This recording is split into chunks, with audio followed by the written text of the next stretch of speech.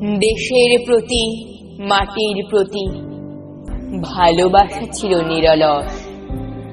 দেশ মাতৃকার দামাল ছেলে তুমি সুভাষচন্দ্র বোস।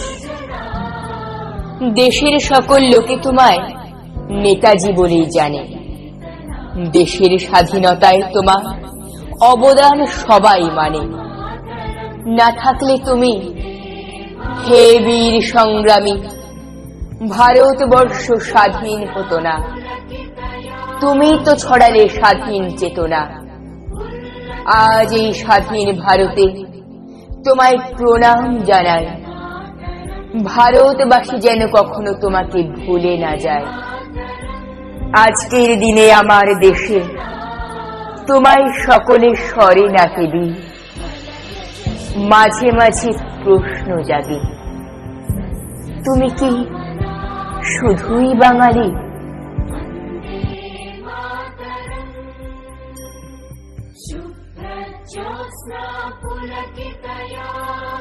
জীবন মন্ত্র, দেশ সেবা যার কাম, ভারত মাতার বীর সন্তান নেতাজি তাহার নাম। আমাদের দেশের স্বাধীনতা সংগ্রামের ইতিহাসে যাদের নাম স্বর্ণাক্ষরে লেখা থাকবে, নেতাজি সুভাষচন্দ্র তাদের মধ্যে অন্যতম। তার সমস্ত জীবনই স্বাধীনতার জন্য উৎসর্গীকৃত। পরাধীনতার নাগপাশ থেকে ভারত মাতাকে মুক্ত করার জন্য তিনি বীরদর্পে ঘোষণা করেছিলেন, give me blood, I shall give you freedom. তোমরা আমায় রক্ত দাও, আমি তোমাদের স্বাধীনতা দেব। দেশের জন্য তিনি সবকিছু ত্যাগ করেছিলেন বলেই তিনি দেশনেতা।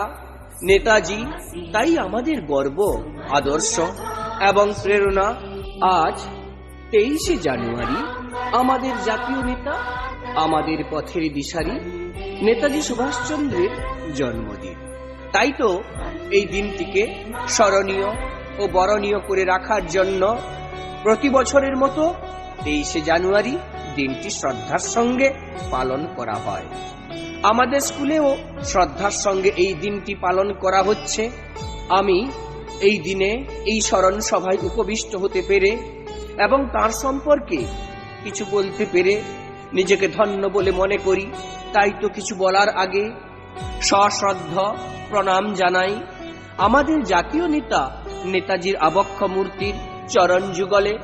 সভায় উপস্থিত সমস্ত সভ্য মণ্ডলী তৎসহ শিক্ষক শিক্ষিকাদের নমস্কার জানাই, ভালোবাসা জানাই আমার সহপাঠী সহ ছোট ছোট ভাই বোনেদের।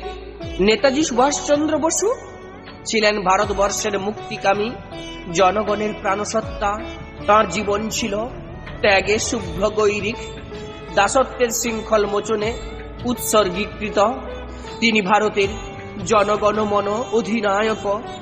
তিনি ছিলেন ভারতবর্ষের সমগ্র মুক্তি পাগল জনগণের জাগ্রত আত্মার সোচ্চার কণ্ঠ।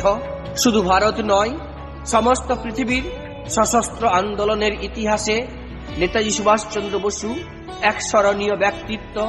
তিনি যেভাবে ব্রিটিশ শক্তির বিরুদ্ধে মরণপণ সংগ্রাম করেছিলেন তা আজও আমাদের মনে বিস্ময়ের উদ্রেক করে।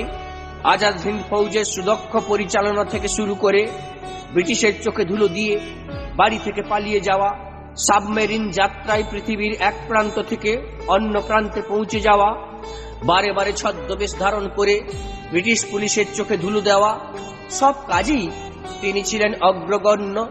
এমনকি মহাত্মা গান্ধীর মতো এক দেশবরেণ্য নেতার বিরুদ্ধে লড়াইতে নেমে জয়যুক্ত হয়েছিলেন। একসময় ভারতের তরুণ সমাজের নয়নমণি ছিলেন নেতাজি সুভাষচন্দ্র বসু। তাঁর জীবনের শেষ দিকটা আমরা জানি না। অনেকে বলে থাকেন 1945 সালের বিমান দুর্ঘটনায় নেতাজির মৃত্যু হয় কিনা, তা রহস্যে ভরা। আমরা পেয়েছি স্বাধীনতা, তবুও বাঙালির শ্রেষ্ঠ বীর নেতাজির অভাব। বেদনায় কাতর ভারতবাসীর অন্তর আজও বলে, তোমার আসন শূন্য, আজই হে বীর পুণ্য করো।